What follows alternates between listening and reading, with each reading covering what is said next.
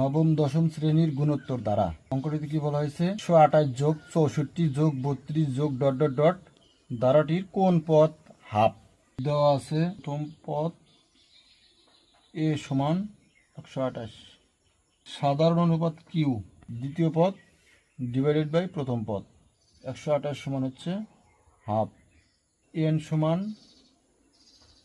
Hot. আমরা জানি এর মান কত 128 গুণ কিউ এর মান কত হাফ, তার উপরে পাওয়ার আছে কত n-1, এই সবগুলো মিলে সমান হচ্ছে কত হাফ, মানে এই পুরোটা সমান হচ্ছে হাফ। বা এটা যদি ওপাশে পার করে দিই হাফের উপরে n-1 সমান নিচেরটার সাথে গুণ হয়ে যাবে 128, বা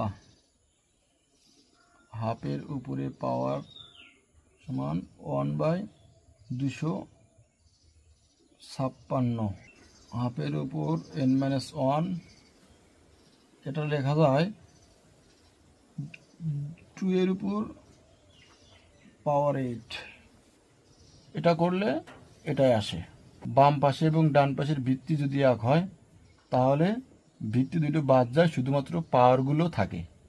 তাহলে এটা বাদ গেলে থাকে কত n-1 ইজিক্যাল টু 8, বা n সমান 8 প্লাস 1, এ পাশে মাইনাস আছে এ পাশে প্লাস, সুতরাং n সমান 9, অর্থাৎ 9 নম্বর পদটি হবে হাফ।